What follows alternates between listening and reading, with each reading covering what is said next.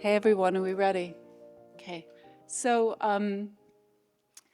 the way this is going to work is that I'm going to introduce my friend Kieran Setiya in a second to you and tell you a little bit about him. And we're going to talk for about 40 minutes, and then there'll be a chance to ask questions if you have any.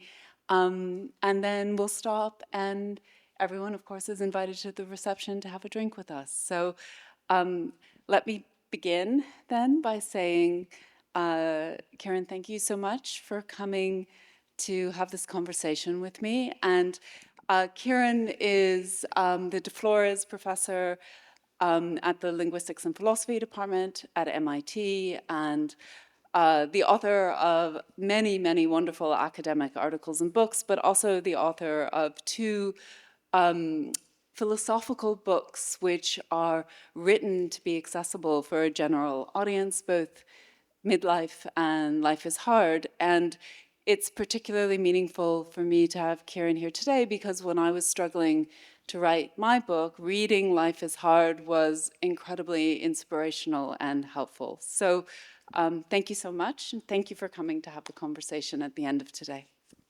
Thank you very much. This is okay. It is on. Excellent. It's great to be here. We're going to talk about your book, but we're first going to talk about a movie that some of us just had the privilege of watching. For the people who were not here for the movie screening, Hannah chose the movie Another Round, which I will try to describe before I ask you why you chose it. Very good. The movie involves a group of middle-aged men in a highly relatable situation. Engaging in an experiment to figure out what it would be like to test the hypothesis that life is just better if you're mildly buzzed all the time. An experiment that goes so well that they decide to escalate it to further levels of inebriation. And then there's a kind of tragic side to the outcome. The movie ends on a moment of them drinking again and basically dancing joyfully with the graduating seniors at the high school where they all teach. So could you say a bit about why this movie really spoke to you? Okay, so first and foremost, it's a brilliant piece of art. So that just has to be on the table. The acting's wonderful, the writing's wonderful, the cinematography is wonderful. So everyone should just see it for that kind of reason.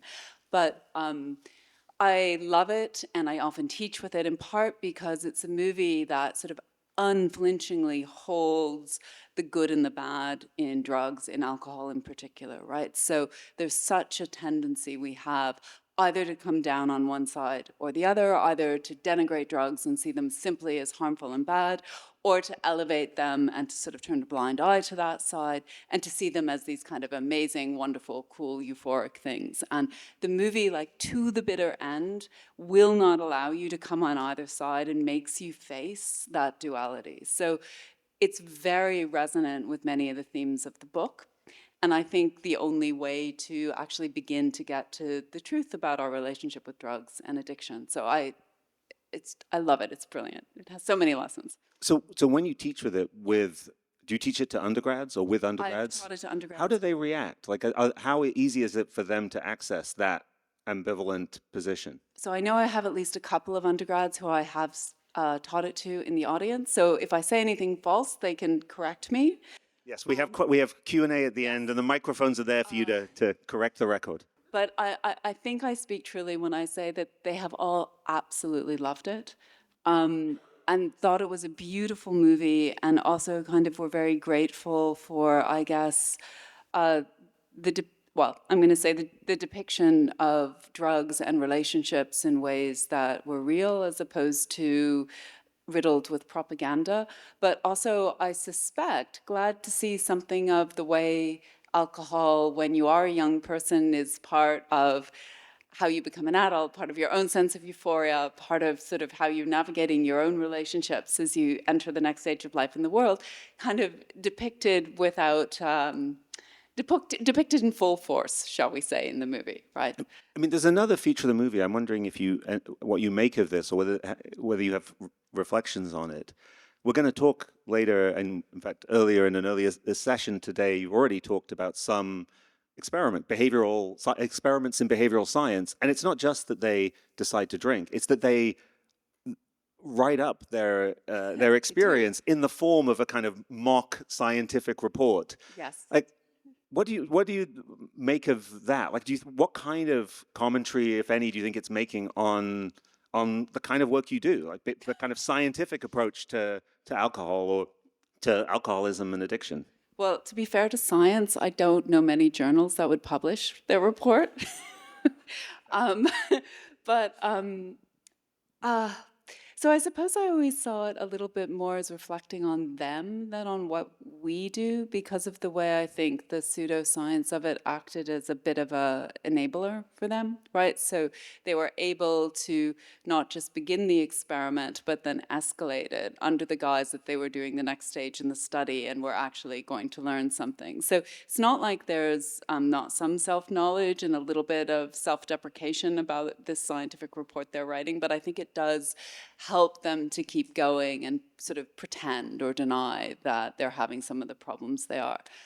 It's a really interesting question about science itself, I guess. I mean, in some sense, it's a challenging question because a lot of the book does draw on first-person experience and the reflections that people have on their own drinking. And, you know, part of what felt very plain as you watch that unfold is their perspective is flawed and partial, right? So there's a certain sense in which using it really does, I guess, interrogate the way using that kind of first-person data has its perils as well as its virtues, because people aren't always able to be honest about themselves and what's happening in their lives in relation to drugs. So I guess I would say it kind of throws a bit of a question up about the validity of that data unless you're always treating it very thoughtfully, right? Yeah. Yeah, no, that's interesting. I mean, there's a point where they're reflecting on their experience, where actually three of the four really are able to kind of de-escalate the drinking, and they do. In the point in the report where when they're writing their report that they do that, they give a description of why they cancel the experiment that I think relates to the way you think about addiction. I was wondering, might be a jumping off point into your explication of addiction in your book. They say, you know, we have to stop the experiment because it's having serious social and Deleterious. deleterious social It's and a technical scientific word, right? exactly deleterious social and are they still saying psycho-rhetorical at that point? Psycho-rhetorical effects, but also creates the risk of alcoholism. And I think the way you think about alcoholism or addiction, those are not two separate categorizations. In fact, you end up explicating addiction in fundamentally ethical terms. So could you say a bit about just how you explicate addiction as a target in the book and why you do it in those terms? Yes, and I will do that, and then I want to come back and ask you why you think it's clear that three of them are fine, not just two, because I think there's a question about one, and that's actually a nice way to think about the explication. So the way I explicate addiction in the book is I start us from a place, so we have to kind of go back from addiction and just start with ordinary drug use. So I start us from a place that I think we've sort of lost track of to our peril in thinking about what addiction is, which is that the vast majority of drug use is perfectly ordinary and doesn't come with costs or harms that in any way outweigh or imbalance the benefits that you get from using a drug. And so we see in the early part of the film many of those benefits, right? A loosening of inhibitions, a loosening of the capacity to teach effectively, the relationships start improving, the friendships become closer, right? So in many ways, moderate use of alcohol is known to be associated with all those goods. And the thought here is that the way we should see addiction is precisely when we can no longer make straightforward sense of somebody's drug use because the way in which it has all of these positive effects slowly but surely becomes to be outweighed by real harms to them in their lives. So that sort of tip from drug use basically being psychologically intelligible and perfectly explicable to it being something that's puzzling because someone seems to be using despite evident and severe costs and in a way that's self-destructive and against their own good, is something we're going to struggle to make sense of because we think of human behavior as explicable in large part because we're all acting out of concern for ourselves. And that's what you see people with addiction not doing. So I really use that sort of tip from something ordinary and psychologically explicable to something harder to explain because of how self-destructive it is to delineate ordinary drug use from addiction. Okay, so it does therefore mean, though, that the way we have to understand addiction is in relation not only to evident and severe costs, and there's some work in the book to explain that, but also really fundamentally in relation to what is and isn't good for a person, right? Which is an ethical notion. It's an evaluative notion. So it's a very different idea from, say, the brain disease model.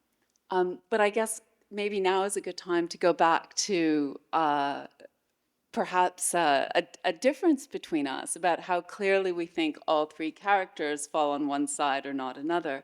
So for those of you who didn't watch the movie, one of the characters, I assume you're thinking it's Tommy, seems to be a man who clearly becomes an alcoholic. And indeed, at the end, although there's some ambiguity, he either kills himself or dies inadvertently because he drinks too much and goes out in a boat and doesn't put on his life jacket and can't swim.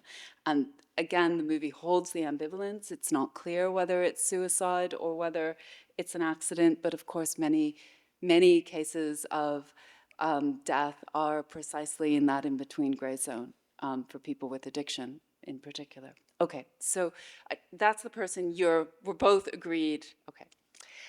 So I think there's a question about Martin. Do you not think there's a question about Martin? So Martin's the main character. Yeah?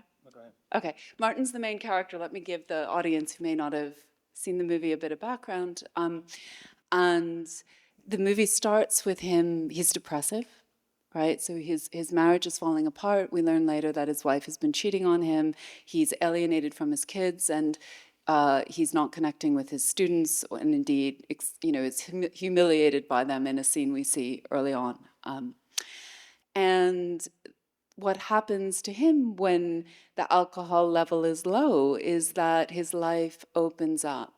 He makes love to his wife, he connects with his sons, his friendships deepen, he starts teaching well, and he regains a sense of joy and life and self that clearly he had as a young man and was lost. And then it tips, and he gets incredibly drunk and is humiliated in front of his son, who finds him terribly on a pavement in front of the house. He and his wife have a fight, and he's violent. She leaves him, and things sort of fall apart. And then he reins the alcohol back, that's true. But then I guess where I see the ambivalence is that at the end of the movie, when his dear friend Tommy has died, he chooses and initiates to celebrate Tommy's death by drinking too much again, and again uses alcohol as a way to re-find a lost self. So the movie ends with this absolutely exhilarating dance scene where he refines his old jazz dancing self with his students and performs this just like brilliant, like exciting dance. That's it's beautiful and a joy to watch. But here's the question, would he have done that if he hadn't been drinking so much again? And why was he drinking so much again precisely at the moment where he had just come from his friend's wake? So that's why I see him as this in-between place where on the one hand, you can really see the good that alcohol's doing him, but on the other hand, it doesn't feel like he's necessarily making considered judgments. Is his wife going to go back to him now that he's drinking again? We don't know. I agree that there's ambiguity there. I mean, so one thing that precedes that scene is the series of text messages with his wife. Yes. Also, I think it's really notable for people who saw the movie. This is the only inside baseball thing, but the one of the key scenes where he spends time with his family begins with 0%, telling us he's not drinking at this point. So Right. so that his newfound sort of his revitalization is spreading into parts of his life in which he's not drinking. So that there are sort of suggestions that something about his new energy is independent of drinking all the time. But you're right that the final scene is very, very unclear. I mean, maybe I can sort of make this talk about characters who are either more familiar to everyone or more familiar to me, because I think this is a way to hopefully a way to stress what's distinctive about your way of thinking about addiction in ethical terms. So the definition is we should think about addiction as, you can correct this, but it's sort of a pattern of substance use that has evident and severe costs to the point where it's profoundly opposed to the person's own good. And then questions of judgment come in trying to figure out, well, is this really opposed to a person's own good? And that's what's left ambiguous in the film. But it does lead to a really, I think, really wonderful moment in the book, which is the defense of Keith Richards. So if you're feeling like you would like a defense of the rock and roll lifestyle, quite surprisingly, Hannah's book includes one. But it is a kind of feature of your view that I think you would embrace. But maybe here's a way to sort of make it pointed that I like drinking. And occasionally I worry that I drink too much. But on your way of thinking about it, like one way I could convince my wife, who's here in the audience today, being targeted. I'm so sorry, Nora. But one way I could convince her that I'm not an alcoholic is if I could just explain to her how much I really love drinking. Like, in other words, it really is about if the costs are, if the benefits are great, and overall it's not profoundly opposed to my own good. And I think you would accept that both that's true, but also that there's a kind of risk there in terms of kind of rationalization and so on. But like, could you say a bit about like how that kind of argument plays out on your view? So I'm going to say first that you clearly just want me to say you're like Keith Richards, which is totally fair. Totally fair. If you feel the need to say that, it's fine. Yeah. Totally fair. So, yes. So the way in which I think of the idea that drug use has to count profoundly against a person's own good is objective, right? There's an objective question about what is and isn't good for a person, but there's this really important caveat to that, which is that for creatures like us, self-conscious and self-reflective creatures, unlike the rats who we were talking about earlier, a person's conception of their own good is going to be partly constitutive, not wholly constitutive, but partly constitutive of what is and isn't good for them. So we can't really make sense of the good life for self-conscious, self-reflective beings without thinking about what they want and what they value and what they think is and isn't good for them. And so that means that, for instance, Kieran, your love of alcohol is going to be relevant, just as Keith Richards' love of all drugs is, to what does and doesn't count as good for him.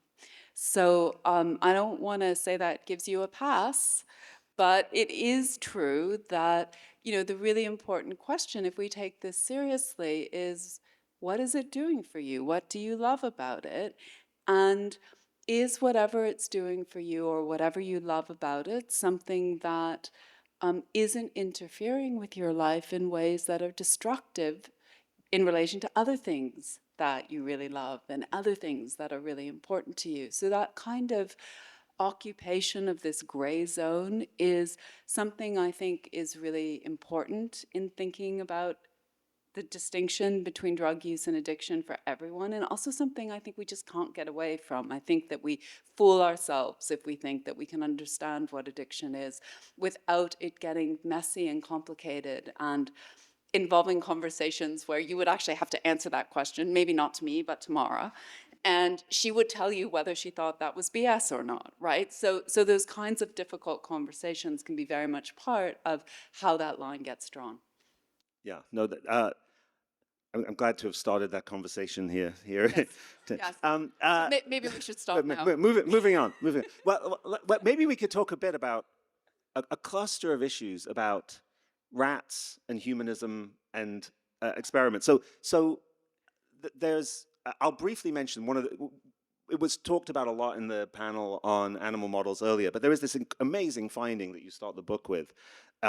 Many people have heard, I think, of the studies in which rats, given access to cocaine, food, and water, press the cocaine lever so much that they end up not being hungry or thirsty enough to eat or drink, and then 90% of them die. I think fewer people, certainly this was new to me, know of other sort of studies in the same paradigm in which if they also have access to a lever that will give them saccharin solution instead of cocaine, or even more surprisingly, a minute of playtime with another rat rather than cocaine. This is an experiment done by people in the audience here. Astonishingly, to me, at least, a really surprising result is that the rats predominantly, like 90 to 100% in the different experiments, Basically 100. basically like they get clean, or at least they press the other lever. Right. There are some things that will make them go back. If you delay the delivery of social reward or you punish them, they will. If you punish them for taking the social reward, they will take drugs. So you can. There's flexibility in the behavior, but in just a basic forced choice, they take the social reward, not the drug. And Yeah. so one thing, the thing I wanted to ask you about this, I think this is incredibly striking, but I wanted to ask you about another experiment that we were talking about before the interview, which is, it's about human beings rather than rats. It has some differences. It has a different setup, and it also has the difference that, unlike the rat experiment that was laboriously done by people in this room, this other experiment is imaginary. And it was a thought experiment that a philosopher, Joseph Fulda, came up with published a two-page article in 1990. And I just wanted to get your reaction to the thought experiment and think it through, because this is, for me, I think it's very much changed the way I think about temptation, addiction issues, insofar as I have a view about them, but also really reminded me of your book in that one of the hallmarks of your book is a kind of humanism on which we should try to understand the behavior of people with addiction who use substance use in psychological terms that just make sense of what they're doing. And this is this experiment I'm about to describe after this long preamble is one where it just seemed immediately intelligible. So the experiment is a very simple one. You take something that you're trying to cut down on that you're really into. It could be chocolate, it could be alcohol, it could be drugs. And there's two experimental paradigms. In the first, you're locked in a room for an hour and there's a button. And if at any point in the hour you push the button, when you come out of the room, you will get a dose of drugs, chocolate, whatever it is you're trying to cut down on. And in the second paradigm, you're locked in a room for an hour and you're told that you've got a dose of whatever it is coming, but there's a button in the room, and if at any point in that hour you press the button, they'll cancel it.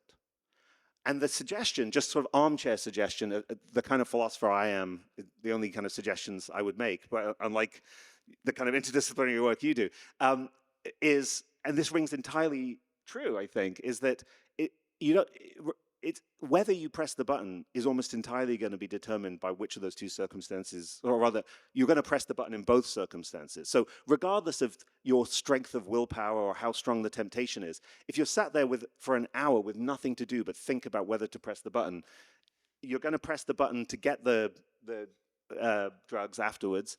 And if you're sat there for an hour with nothing to do but think, maybe I shouldn't this time, and all you have to do is press a button, you're going to press the button. And it seems like it brings out that, in ways that I think feel psychologically very compelling to me, a way in which what's going on makes sense and is environmentally guided and structured. So I was just curious about your reaction to that, because it really reminds me of the way you approach the topic in your book. Yeah, so Kieran pointed out this paper to me, which I couldn't believe I hadn't read. I don't know who this philosopher, I don't know anything. I think he isn't a philosopher. It's an incredibly obscure, random paper, a two-page paper published and then forgotten. Okay, so yeah, so there are a couple of things about it. So one of them is another shout out to David Epstein, who those of you who were here this morning met on the panel, because what's making you, so let's just stop and think, what's making you press the button?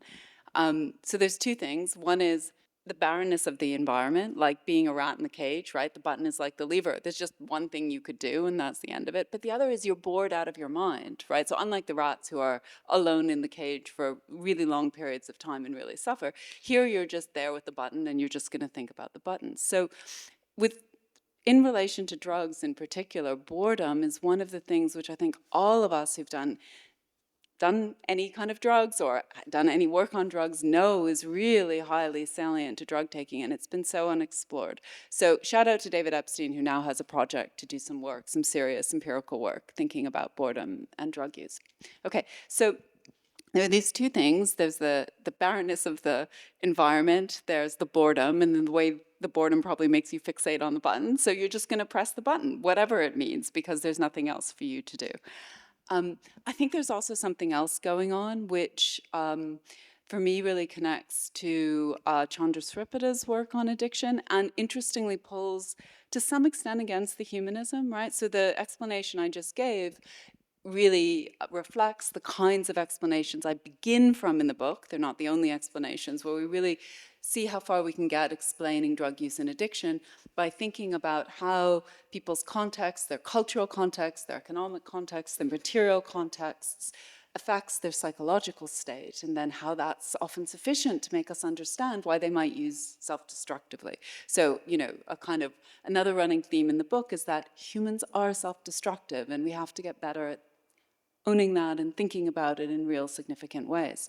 But there's this other thing in this paper, which is just about probability, right? So if you put someone in a situation where they want to press the button and they want to press it, you know, every 10 seconds for an entire hour, they're going to have a lot of moments where they need to exercise some kind of control not to press the button.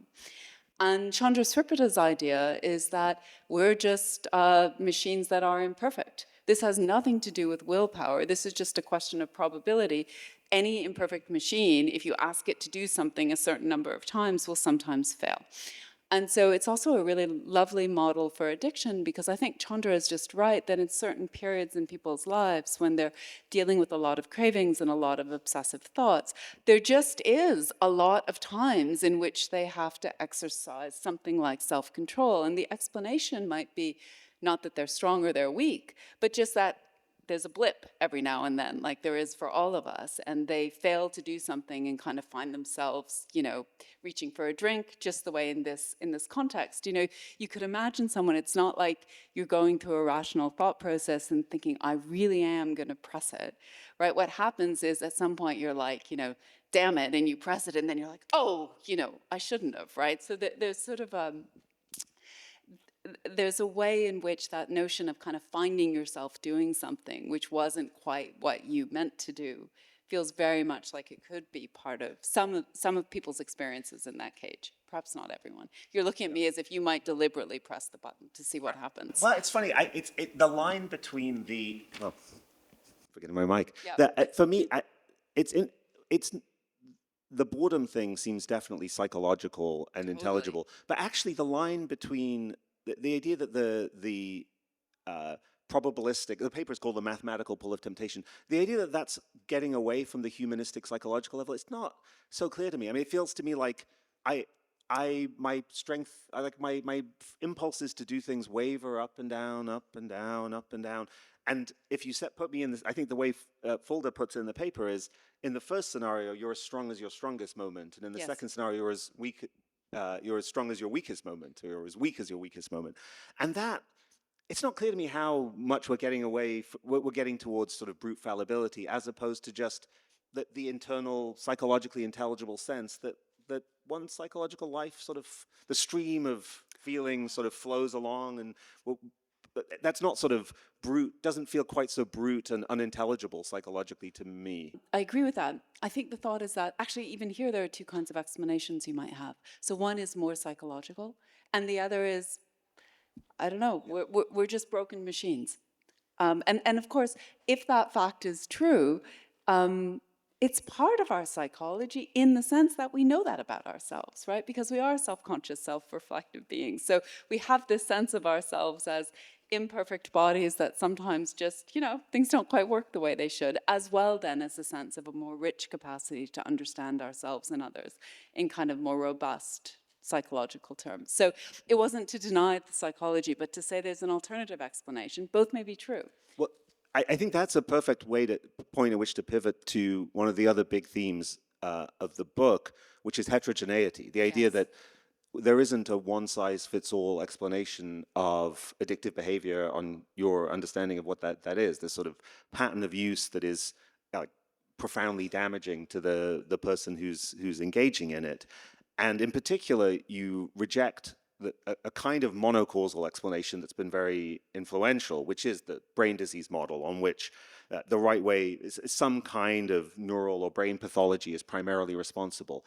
Could you say a bit about what the evidence is against that model, and then we can sort of talk about some of the plurality of alternatives that come into view when we're not fixated on it.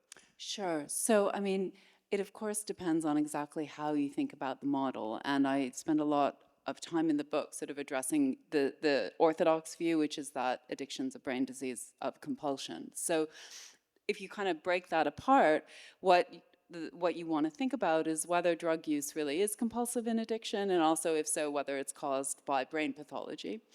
And there's a huge amount of evidence that it's not compulsive as that's typically understood, right? So the experiments we were talking about earlier, where you have addictive rats and you give them a choice and they take the non-drug choice, is evidence that at least in a very normal understanding of compulsion, we shouldn't think of addiction as compulsion. And just because you were so taken with the social reward finding, there's an even crazier experiment, which was done by one of the junior scientists in Marco's lab, Marco Venero's lab, Kim Papistrat, which found that rats will even forego drugs if you give them the choice of just like smelling a room that another rat had been in. So the other rat doesn't even have to be there, right?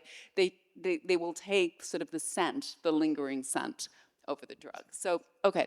So I suppose it's a fairly plausible inference that, well, if rats have that kind of flexibility of behavior, we probably do too.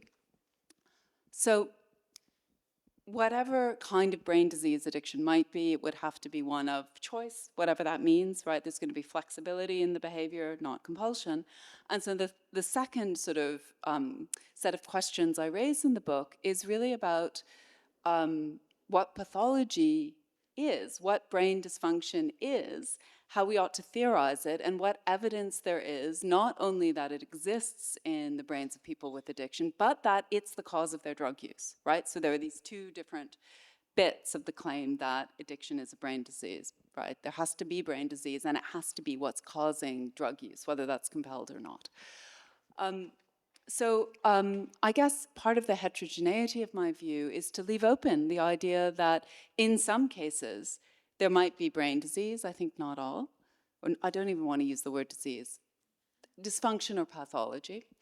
And in some cases it might be that that really is like the most important causal variable, the thing that we really want to turn to if we want to understand and explain what's going on in a person. But in a vast majority of cases, we have really overwhelming evidence that that's not the real explanation, right? The real explanations are many. And so just to sort of put a panoply into the room so people have a sense of it, but we obviously don't have enough time to talk about all of them. Socioeconomic context and the way in which sometimes drugs really are the only thing that will relieve terrible misery and suffering when there is nothing else and no other opportunities or hope for a better life. So there's that kind of way of thinking about addiction as a somewhat rational choice to the context that you can find yourself in. People use drugs to cope with tremendous distress and suffering, and insofar as they help, they can develop attachment relationships to drugs. So another shout out to my amazing colleague, Monique Wonderly, who's done really fantastic work thinking about attachment relationships in general and as they apply to drugs and addiction. So many people with drugs who use drugs in a way that we count as addicted are attached to them much the way we might be attached to a person. I also think that, and we saw this in the film, some people use drugs to self-harm or to try to kill themselves. And that's a kind of explanation that's incredibly painful to begin to look in the eye, let alone theorize. And we've really not done that. And then there are more cognitive style things we can look at too. There's denial, again, hugely under-theorized, right? And motivated irrationality more generally, self-deception. And then there's also all this sort of problems of control that we have as humans and ways in which, we are just beset by cognitive biases, which allow us to do things like privilege the present over the future and always find one reason to not stop today, but to stop tomorrow. And, there's a chapter where I sort of detail all of that. And I could have added a lot more. And there's already something like, 20 different sections, right? So as I say, that's just to give a sense of the panoply. There's even more to be said about each of those, as well as things I could have said and didn't. And the really important point is that we're really not going to understand addiction fully and be able to help people unless we start to sort of keep that panoply in play. The one thing I didn't actually mention, I know you want to talk about, is identity. So maybe we'll come to that. But, you know, if someone's struggling with denial, you're not going to help them by changing their socioeconomic context and vice versa, right? This is just not, you know, this is so obvious. So we have to get better at seeing the heterogeneity if we're going to be in a position to understand and help. So Identity, that yeah. was a great survey, and I think there's so much to say about each of these, but the one I wanted to follow up on was partly motivated by another incredible bit of survey data. Which so this is an incredible study that for smokers, I'll again correct me if I get it wrong, but the cessation rate for people when people try to quit smoking, it's like a 25% success rate after a year. And someone surveyed people who were trying to quit and found that roughly 50% of them immediately identified as ex-smokers. Like they thought of themselves as people who had quit. And half of them didn't. And of the 50% who identified as ex-smokers, 50% were still not smoking after 6 months. And the 50% who said, well, I'm still a smoker, all of them went back to smoking within 6 months. Correct. So it's an Amazing. astonishing effect in terms of the size of the effect based on how you understand what you're doing, your own sort of self-conception. And as one of the cool grad students back before the new wave of cool grad students that Owen was talking about, who are taking up smoking, I was the original wave of cool grad students. Back when it was really cool in the 90s. Keith Richards, right? Yeah, exactly. And but I suspect that thinking of the idea that the cool kids smoked was hugely obstructive to quitting, because I only managed to quit when I left grad school and went to a place where it was partly that no one smoked, but also that in order to smoke you had to go down an elevator and stand outside in the cold.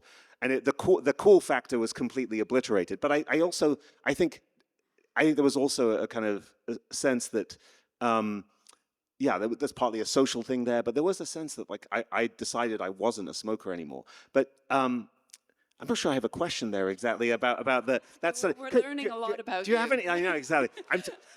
As usual, it's turning into a therapy session. But you are well. We'll get quickly soon. We'll get to your experience doing clinical things. But so how much does that generalize, do you think, to other cases? So from the case of smoking to other kinds of addiction? Yeah, so, okay, so there's something I think very clean about the smoking case for the following reason, that most people who smoke are able to maintain a whole bunch of other identities. So you can somehow like really, you can isolate and test what role their smoking identity is having, if they give it up or if they keep it, because lots of other things stay the same. Well, with other drugs where they're more destructive to other identities, they may end up being the one thing that's left. So you have kind of a larger identity and a slightly harder to have like the same kind of clean data for that we do in studies around smoking.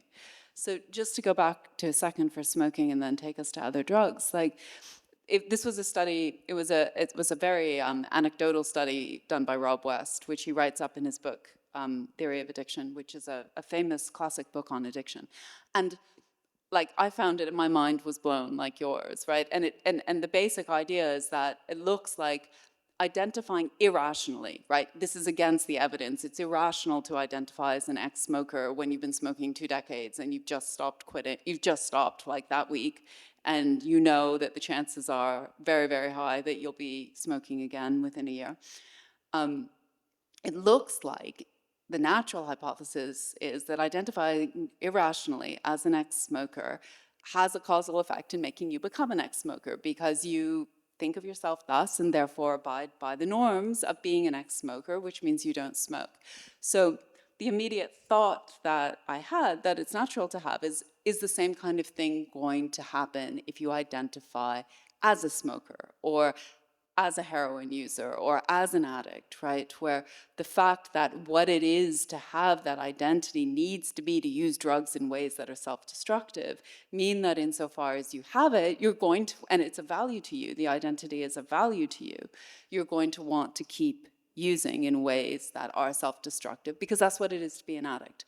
And so the relevance here is that if we've got a person where that identity is a value, and they don't have other identities, which, as I say, is not that likely to be the case with smoking, because smoking is a drug where typically it's consistent with doing a whole bunch of other things. Well, if you're deep in alcoholism, or you're someone who's homeless and a polydrug user who's dependent on heroin, your life really ends up revolving around drug use in a way that doesn't leave a lot of room typically for other identities. So in those kinds of cases, so first of all, to give up, it's very unclear who else the person would be, what identities they have to fall back on. But second of all, there's often value in that identity. And so part of the book is an exploration of the source of value in addict identities that I guess those of us on the outside don't see. But you spoke to some of them very nicely in your discussion of being a smoker and social bonds with other young people and being able to be cool. And I think there's a lot more to it than that. But certainly the social bond that you have with other people in a similar predicament is real. And often if you stop using, you will lose that bond and there's no one else in your life. So there's this very strong anchor to maintain your addict identity because it's, as it were, your ticket to a community of people. You'll be on your own otherwise. So I think that's actually a very good transition to the final part of the book. So we should talk a bit about the final part, and then we'll Sure. open things up to the audience for questions. But the final part of the book is about ethical questions of responsibility and blame, and it's grounded in your clinical experience working in a kind of group setting, in a setting in which Yeah. the social side was very much attended to. So could you just say a bit about your experience and what you learned from it, and sort of how you got into that, how that happened?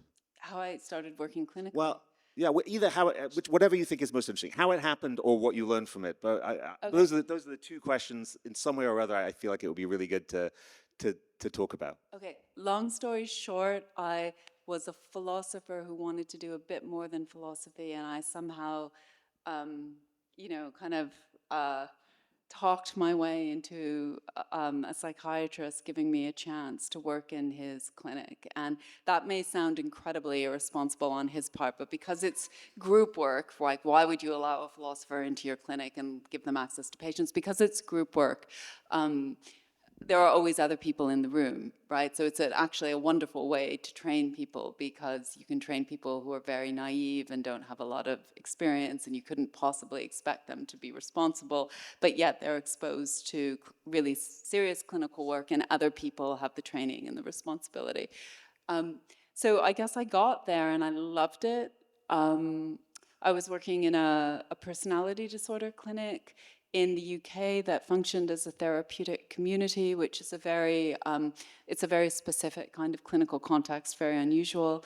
The hierarchy is very flattened. We do everything possible to empower patients, and we call members of the group, not patients, and encourage them to basically be decision makers and very responsible for their own care, but also involved in each other's care. So it's a very, in some sense, non-clinical context for clinical work. And we delivered all sorts of different kind of therapeutic modalities within this. The house is a therapeutic community, and then we do psychodrama and CBT and medication groups and psychotherapy and all sorts of different things, as well as just cooking and eating together and hanging out a lot, which is actually where some of the most important work happens. So it was like a really transformative experience for me because I was a philosopher, and this is a quite challenging patient group to work with. Most people I worked with did have either problems with substance use or self-harm, really volatile relationships. Some people had a history of suicide and were continuing to make attempts. So it was a really intense context to be in as a philosopher with no training. And I suppose there are sort of, many, many, many different things that I learned. But the piece which I do the most work with in the book is what I ended up calling responsibility without blame. Because if you just think of the behaviors I just listed, right? Drug abuse, self-harm, suicide, they're all actions. And we tend to, I think in our society, approach those kinds of very self-destructive actions, which are really painful to observe and upsetting to observe in others, by taking one of two extreme stances. So we either find ourselves quite angry and think that the person, well, they could do this, they didn't have to do this, and they're to blame for it, and we sort of moralize and become punitive and judging. Or, especially in a clinical context, you might recognize that being punitive and judging of your patients is not great for clinical relationships and care. So instead, you end up doing what I called rescuing, which involves basically thinking that because they're a patient in a mental health clinic, they can't help it, they don't have agency, and so they're not responsible, and blame and any kind of judgmentalism or punitive response would be inappropriate. So there's this kind of swing that happens very, very naturally in clinical context between rescue and blame, but it's a swing which I think we can find anywhere. You can find it in families, you can find it in philosophy departments, you can find it on the streets, right? It's a really natural tendency if you're in a relationship with someone when they're hurting themselves and doing things you're finding, or hurting you and doing things you're finding very difficult, to either rescue or blame. And I guess as this novice clinician, what I saw my much more able, experienced, better colleagues doing was this thing I was naturally inclined to call holding responsible without blame, which really felt kind of both conceptually mysterious and also practically impossible. There's this saying that we all end up working on stuff philosophically, which is a way of working out our own stuff. So since you've disclosed this and your wife's in the room, I will say my husband's in the room, and he'd probably be the first person to say that I'm a little bit blamey. So this was clearly like a way of trying to kind of work through something of my own and recognize that this wasn't a helpful way to be engaging with patients. And so it had for me this theoretical component, what is it to hold responsible without blaming, but also it's this practical skill, which you have to learn, and which is a technique that I'm sure everyone, no matter how skilled they are, could always get better at. So in the book, I both try to articulate the framework conceptually, but also there's one chapter at the very end, which is the chapter where your book was most inspirational to me, where I kind of try to model doing it to some extent, and which was honestly the hardest thing I've ever written, right? To offer something which helps people see what the skill might look like in practice. I think I have one more question about that, but before I ask it, we're going to then turn to audience Q&A. So I think, are there two mics or just one mic? There's one mic. There's a mic over there. So if you have a question, feel free to start making your way over to the mic. If you think you might have a question or you're cogitating, now is the time to cogitate to the point that the question is as articulate as you're going to make it. And I guess be succinct, but otherwise I think any kind of questions you want to ask are fair game. Fair game. And while people are heading to the mics, I'm going to ask my last question, which is so part of what you articulate at the end is the idea of people holding themselves responsible and being held responsible without blame. So it's not juridical. It's not it's not about punishment, but it is about emphasizing people's agency, their kind of capacity. Yes, absolutely. And one question I had at the end was, why cling to the term responsibility? Why think of responsibility without blame rather than just saying agency without blame? And let's just avoid this term responsibility, which is contested. And I'm just curious about what positive work the notion of responsibility can still do. Yeah, good. I mean, so Kieran's picking up on a question which is sort of something I say at the very end of the book, that I really worry about the idea of responsibility, especially in cultures, whether it's my own family culture or wider culture, which are blaming, because, I think what you don't want is to have allowed people to blame, but just under a different guise, right? And that's the fear. So it's a really interesting question. I think that the place for me to start is the way in the clinic we just talk about taking responsibility in a way that we don't talk about agency in the same way. I can't just naturally reach to an English language term that allows me to say to someone, you know, like, how are we going to support you to take responsibility to do something differently? That's the very classic clinical language that we would use. So, you know, the first pass is just, there is this placeholder there in English, which seems like it can do the work. In a way, we'd have to construct something for agency. And meanwhile, you know, in the clinic, there is this practice of doing that without blame. So whatever that kind of surface idea of taking responsibility is, it is something which I sort of was witnessing being practiced without blame. And so, you know, knew was possible, right, even if hard to achieve. But I guess the sort of deeper question is, what then is the difference between just talking about agency and talking about responsibility? And I think one of the really crucial things is that addressing someone and asking them to take responsibility is a form of relating to them that asks them to answer and hold themselves to account.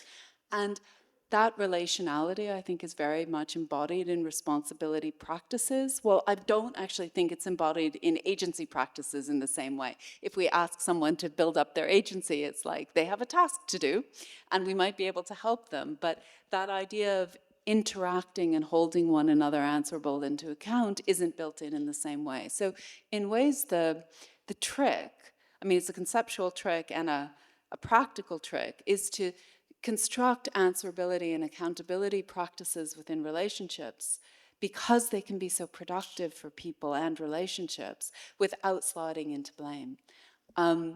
And, you know, in ways, it's obviously really difficult. It's conceptually difficult. It's difficult to do in practice. But let me just end this answer by saying I think there's a kind of sloganistic way, at least, of holding on to the idea, which is to say that there are choices on both sides.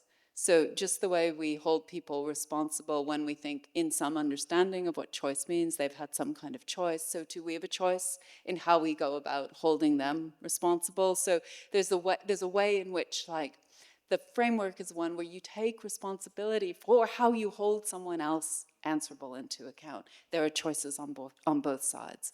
I think that kind of thing is much easily articulated with ideas of responsibility than just of agency. Yeah, no, I like that. The point about the relationality of it seems really, really key. So I think there are people at the mic. So who I can't see Fantastic. at this point. It's very hard to see. So whichever mysterious figure is there should just feel free to ask a question. It's Yao. Yes. Hi. Hi. I wanted to ask, you mentioned smokers and ex-smokers, and I wonder if, according to your conceptualization of addiction, smoking is an addiction. Like, how do we think about long-term consequences? If the deleterious consequences are not now, how is this an addiction? Okay. Or maybe it's not. Well, okay, so the first thing is to get to just bring before our minds again the distinction between dependence and addiction, right? So that's a really important distinction in my view, right? So people who smoke are physically dependent. Not all drugs not all drugs produce physical dependence, where we think of that as basically defined by a physical withdrawal syndrome, right? So opioids do, alcohol does, nicotine does, looks like cannabis and amphetamines don't. All right. Cocaine, sorry. Caffeine does, cocaine doesn't. Okay, so there's a lot of variety. So the first thing to say is that people can be definitely dependent on nicotine. And then the question is, are they addicted, right? But let's have that dependence piece in place first, because it's going to explain some of our intuitions about what might potentially be problematic or worrisome about someone's relation to nicotine. And I think, the first thing to say about this is that I actually think smoking and nicotine is the drug that all models struggle with. It's really hard to get a good model to get a model that deals with it as well as other drugs. And that is partially because of the point you just made, which is that at least historically, all the costs were typically both probabilistic and very far in the future, right? So the question you need to ask is, well, what is this person's relationship to risk and to their future self, if you want to ask whether in smoking in a way which is dependent, they count as addicted. And we do just have different relationships to risk and different relationships to our own future. So I think that's a really key question. So I'm very risk averse and I plan for my future. So if you found me smoking, the answer would be this is undermining my own good, but other people are not. So that's the first thing to say, like the distance of the consequences does matter.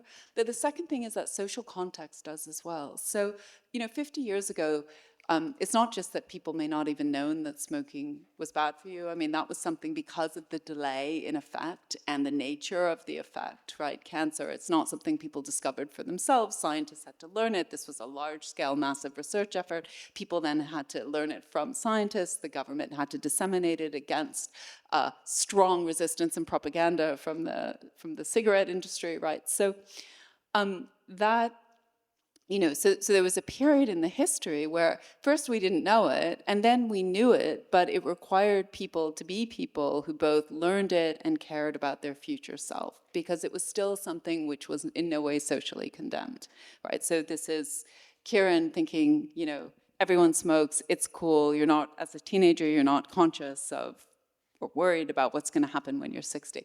That's no longer the case, right? It's less cool. You can't smoke in a restaurant. You get cold, right? There's a kind of stigma now around smoking, which I think has made it the case that there really are social costs, which might be, which are more immediate, right? They're not things that are delayed. So the kinds of costs that we're now going to be thinking about in relation to smoking are different than the costs that we would have had to think about, say, 50 years ago. So it's a really nice question, because part of what it shows is that the commitment of this idea of addiction is that things like the delay of the cost, right, or the social context in which a person is using really is relevant to whether or not they count as addicted. And I don't want to pretend otherwise. I understand there's something counterintuitive about that if you're thinking about addiction just as a brain disease, but I think it's correct. And we have to become more flexible in thinking that people make decisions about things to do now, which have costs now, but in the future, and they do it in relation to contexts, and that is part of addiction in a fundamental way. So, thank you. Go ahead, if there's another question. Yeah, go ahead. Is it Nathaniel? It is, yeah. Okay.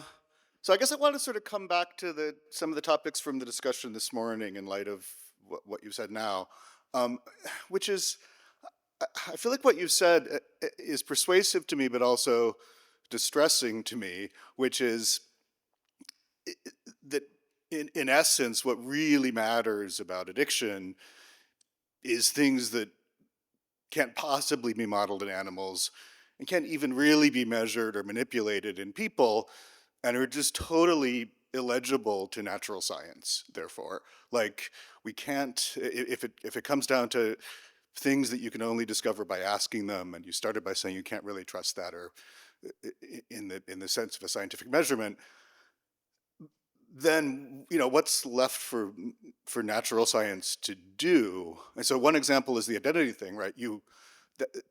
Sorry, the what? Yeah, the identity result, right? So that you took a causal interpretation of that, but that was clearly a correlational study, and it could well be that what people are reporting is something else that's doing the work. And of course, we can't even do the 100%. experiment, because how can you give someone the identity of a ex-smoker?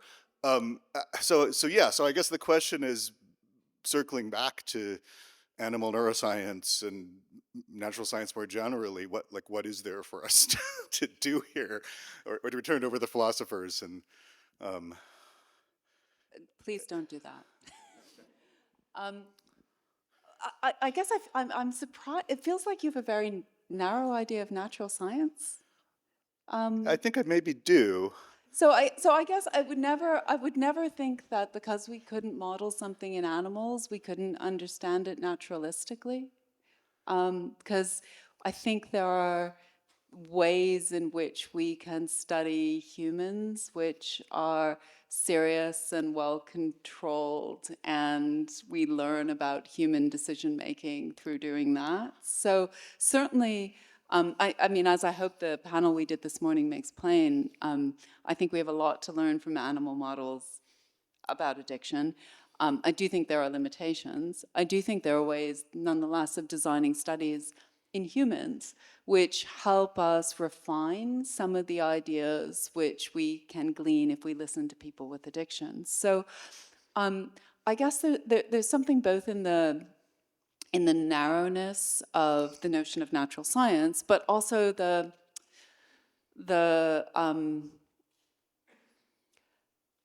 kind of maybe the pushback against interdisciplinarity, which I would want to resist, right? Because I do think that I do think we need to take first-person reports carefully, right? You can't just think that they're veridical, straight up, but you can think that there's a place to start and you can have a conversation about that and they can give you ideas and you can see if those ideas look like they generalize to at least some other people who have similar problems. And then I think of psychology and cognitive science as having some methods, and social sciences as well, and behavioral economics as having methods that can help refine hypotheses and test them. So I guess I have more hope for those kinds of science than it sounds like you do, but you are such a scientist and I am not. So perhaps I shouldn't. I mean, so for instance, some of the work, so I have a co-authored paper with Aaron Bornstein, who I think is also in the audience, and Nathaniel, some of the work of Aaron's that he and I connected about came out of working with you, right, on memory sampling, where the basic thought here is that, as I understand it, I can be corrected, one of the ways in which decision-making can be biased in humans is that rather than taking an average of a set of experiences, you sort of sample a particularly salient one, and that particularly salient experiences biases what you do in the here and now. So you're not taking a measured approach. You're sort of looking at one, very, very salient experience and making a judgment now based on it. So there's this phenomenon which has been really understudied in addiction science called chasing the first high. And this model is an absolutely beautiful model for understanding what might be going on when people with addiction describe chasing the first high. So it's a small piece of work. It's not a theory of addiction. It's just one piece within a large new paradigm, as I see it, of addiction. But I take it that, I'd like to think that the work Aaron and I did together on that wouldn't have happened if I hadn't been a philosopher who had some clinical experience and a sense that chasing the first high was a real and important thing. And he hadn't been a memory scientist who had a beautiful computational model to explain the impact of episodic memory on present decision making. So, yeah, the answer is Aaron Bornstein. I think if we're efficient, we have time for one last question if someone wants to ask it. Thank you for the questions. Okay, I can ask it quick. The question is whether Hannah can answer it quickly. No, the answer is no. So I'm just interested in whether, as you know, I'm quite taken with the responsibility without blame framework. But here's one of the things that I often think when working with people who are in recovery, who tell me that they got their 25-year chip or whatever, that it makes total sense for me to praise them for the thing that they did, which is like go through this really hard recovery. And so I wonder whether there's an asymmetry between responsibility without blame, but having responsibility that deserves praise. And if there is that asymmetry, whether that's weird in a way that should bother us. Did that make sense? I think so. And the answer is, maybe I can do this short. Yes, there's an asymmetry and it makes total sense. Okay, perfect. And the reason why it makes total sense is that part of what you want to do is, so it's not like when we blame people, we don't hold them responsible and accountable. We just do it in a way which is hostile and nasty and negative. And you want to hold responsible in a way which is positive and concerned and engaged and compassionate. And that can, of course, involve praise. Easy, done. I've never answered a question so shortly. Thank you, Travis. You're welcome. You're welcome. So I think we are out of time. So we should just thank Hanna for writing an extraordinary, humane, beautiful book.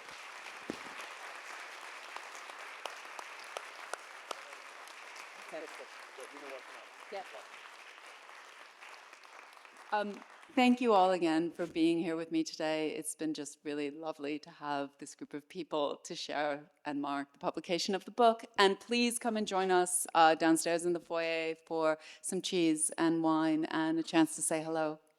Thank you so much.